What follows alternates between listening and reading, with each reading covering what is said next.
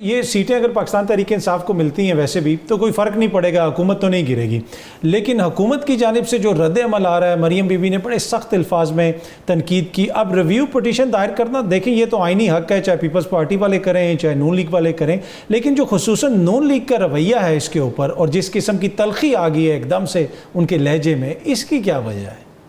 وہ سمجھتے ہیں کہ آئین کو ری رائٹ کیا گیا ہے اور ان کا خیال ہے کہ یہ فیصلہ آئین سے تجاوز ہے، اور جب آئین میں 3 دن ہیں تو 15 دن سپریم کورٹ کیسے دے سکتا ہے؟ جب یہ لکھا ہے آئین میں کہ آپ نے اپنی وفاداری طے کرنے کے لیے آپ کے پاس 3 دن ہیں، تو سپریم کورٹ کے 8 10 14 15 16 17 ججز بھی بیٹھ کے اس 3 کو 4 نہیں کر سکتے، کیونکہ وہ آئین میں 3 دن لکھا ہے۔ اسی طرح اور نکات پر یہ رائے ہے کہ it's rewriting of the constitution.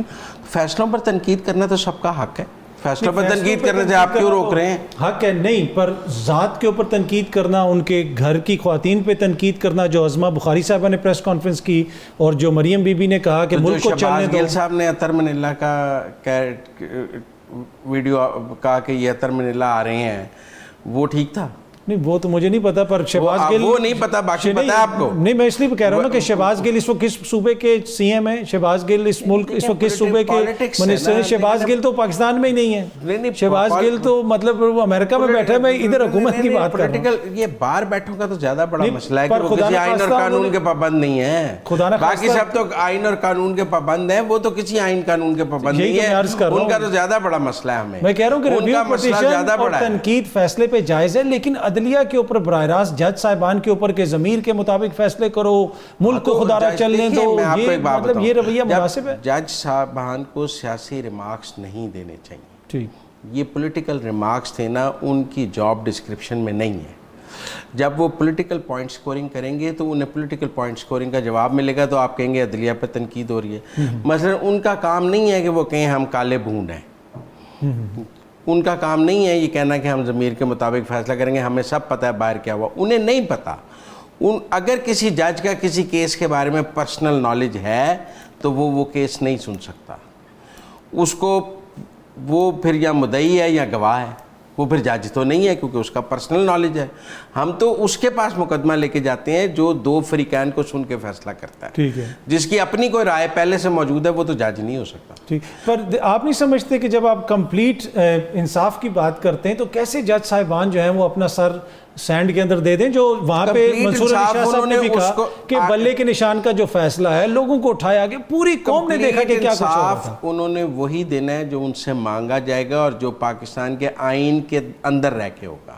وہ مکمل انصاف کے تناظر میں آئین سے تجاوز نہیں کر سکتے کہ ہم نے 187 کے تحت مکمل انصاف دینا تھا تو 15 دن دے دیے، ہم نے 187 کے تحت مکمل انصاف دینا تھا تو جو پارٹی گھر سوئی ہوئی تھی ہم نے اس کو گھر سے بلا کے دے دیا۔ یہ مکمل انصاف کی کوئی تعریف نہیں ہے۔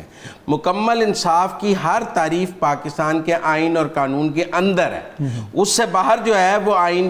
تو مطلب کہ جو موزز 11 جج صاحبان ہیں جنہوں نے کہا کہ تحریک انصاف پارٹی ہے، انٹرا پارٹی الیکشنز کے حوالے سے جو سپریم کورٹ کا فیصلہ ہے اس کی غلط تشریح کی گئی، تو کیا وہ 11 جج صاحبان آئین اور قانون کو نہیں سمجھتے؟ مریم بی بی، عظما بخاری صاحبہ، یہ لوگ زیادہ سمجھتی ہیں؟ میرے خیال میں دیکھیں یہ تو پورا ایک چیز آئین میں لکھا ہے کہ 3 دن ہے، ٹھیک ہے، اس میں سمجھنے والی بات ہی کوئی نہیں۔ ایک چیز آئین میں لکھی ہے 3 دن، میں کہتا ہوں جی 17 کے 17 جج اس کو 15 دن کر دیں تو وہ آئین سے تجاوز ہے، 11 کی بات نہیں ہے۔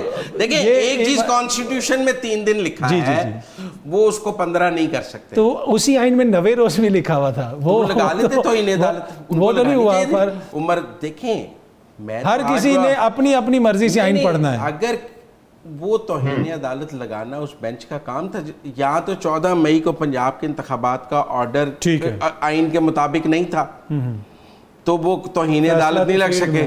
آپ بات سمجھیں، کیونکہ وہ ہائی کورٹس میں کیسز زیر سماعت تھے، سپریم کورٹ ان کو لے نہیں سکتا تھا، 4-2 کی لڑائی ہو گئی۔ آپ دیکھیں متنازع آرڈرز امپلیمنٹ نہیں ہوتے۔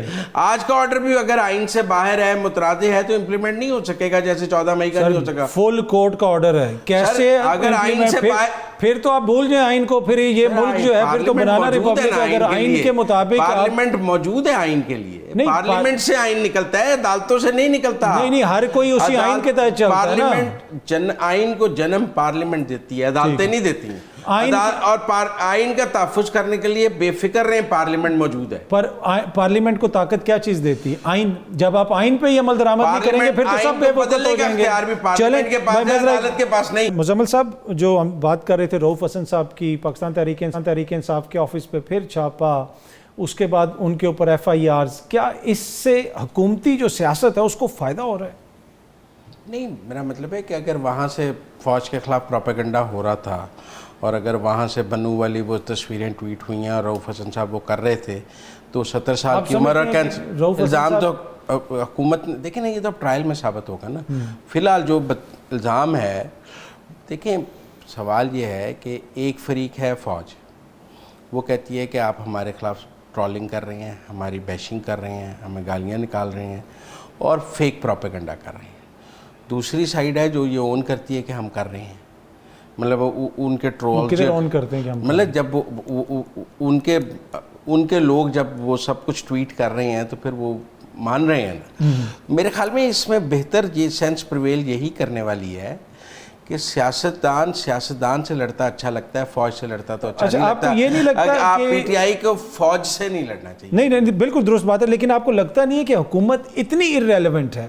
یہ شہباز شریف ہو جائیں، پیپلز پارٹی ہو جائیں، دو بڑی سیاسی جماعتوں کی حکومت ہے، لیکن کوئی ان کے اوپر تنقید کرنا بھی مناسب نہیں سمجھتا، اس لیے کہ یہ سیاسی طور پہ ارریلیونٹ ہو گئے ہیں، اور اس لیے خان صاحب کہتے ہیں میں ان سے بات بھی نہیں کروں گا. نہیں، وہ ارریلیونٹ نہیں ہو گئے، جن کا یہ رویہ ہے وہ ارریلیونٹ ہوتے جا رہے ہیں. دیکھیں پالیٹکس اپنی جگہ پہ موجود ہے، جو پالیٹکس کو ارریلیونٹ کرے گا وہ خود ارریلیونٹ ہو جائے گا. میں یہ نہیں سمجھتا. پہلی بات یہ ہے کہ اگر انہوں نے سیاسی قوتوں سے بات کرنے سے انکار کیا تو اس کا ان کو نقصان ہو رہا ہے، فائدہ تو نہیں ہو رہا. آپ کہہ رہے ہیں کہ 3 ماہ پہلے یہ حکومت کہہ رہی تھی ہم بات کرنے کے لیے تیار ہیں، بات کرنے کے لیے تیار ہیں، اور آپ چڑھ کے کہہ رہے تھے کہ ہم پنڈی کے علاوہ کسی سے بات نہیں کریں گے. ایک منٹ، وہ روز کہتے تھے ہم آپ سے بات کرنے کے لیے. ایک منٹ کہہ دیا، آپ کو پتہ لگ گیا کہ شاید کوشچن نہیں، وہ آپ چڑھ کے کہتے تھے کہ ہم پنڈی کے علاوہ کسی سے بات نہیں کریں گے، تو آج پنڈی سے بات کر لیں.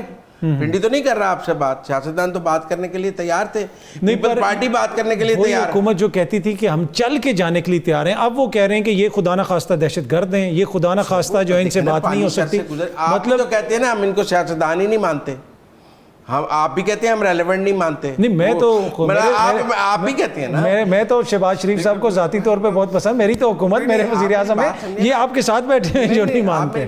دیکھیں اس کا 2000 آپ کہتے ہیں 9 مئی پہ جوڈیشل کمیشن بنا دیں. دوسرے فریق کی بات سنیں، وہ کہتا ہے 129 دن کے دھرنے کے بعد ہم نے دھاندلی پہ جوڈیشل کمیشن بنایا. انہوں نے اس کی رپورٹ مانی تھی. انہوں نے وعدہ کیا تھا اگر جوڈیشل کمیشن میں کہہ دیا جائے گا کہ دھاندلی نہیں ہوئی تو معافی مانگیں گے. انہوں نے مانگی تھی. انہوں نے کہا تھا پھر ہم 5 سال کچھ نہیں کریں گے، یہ چپ رہے تھے. لیکن دونوں طرف کی وہ کہتے ہیں کہ یہ ان سے کوئی معاہدہ ہو نہیں سکتا. وہ کہتے ہیں ہم چل کے شوکت خانم بھی گئے تھے، چل کے بنی گالا بھی گئے تھے، ہمیں اس کا سیاسی طور پہ آپ بتائیں کیا ہوا. اب سوال یہ ہے کہ یہ اگر کہتے ہیں ہم نون سے بات نہیں کرتے، اسپیکر کے پاس چلے جاتے ہیں.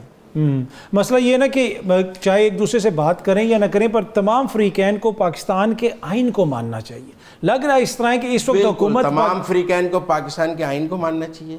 IMF کے باہر کھڑے ہو کے مظاہرے نہیں کرنے چاہیے کہ پاکستان کو پیسے نہ دیں. بیرونی حکومتوں کو جا کے داد رسی نہیں کرنی چاہیے، کیونکہ جب آپ کو پاکستان کی عدالتوں سے غیر معمولی انصاف مل رہا ہے، آپ ہر مقدمے میں بری بھی ہو رہے ہیں اور جو آپ نہیں مانگ رہے وہ بھی آپ کو مل رہا ہے. ایئرپورٹ، آپ ایئرپورٹ والا بات کر رہے ہیں جو ایئرپورٹ پہ گئے تھے آپ برطانوی اور US کانگریس میں جو جا کر پاکستان کی بیچنگ کر رہے ہیں وہ آپ کو نہیں کرنی چاہیے، کیونکہ آپ کو یہاں تو آپ کہیں کہ پاکستان کی عدالتوں سے ہمیں انصاف نہیں مل رہا. آپ بات سنیں، آپ کو تو 9 مئی کے مقدمات میں غیر معمولی انصاف مل رہا ہے. جس طرح ویسے غیر معمولی انصاف تو ہم نے دیکھا جیسے نواز شریف صاحب کو ملا، اس کی کوئی مثال نہیں ملتی. وہاں سے بھی امبیسیڈر نے پروٹوکول دے کے بھیجا میاں صاحب کو ہیتھرو سے، یہاں پہ ایئرپورٹ پہ بایو میٹرک ہو گیا، اور وہی بایو میٹرک کروانے خان صاحب گئے تھے جب وہ گرفتار ہوئے تھے ہائی کورٹ سے. پر اینی وے میں ذرا جنید اکبر صاحب کو، میں اس کی آپ کو ایک اور بات بتاتا ہوں. اس سے پہلے جو حق دو تحریک کے رہنما تھے گوادر والے، وہ عدالت کے احاطے سے گرفتار ہوئے اور اس ملک کی عدالتوں نے کہا بالکل ٹھیک ہوئے. لیکن جب خان صاحب گرفتار ہوئے تو انہوں نے کہا غلط ہوئے.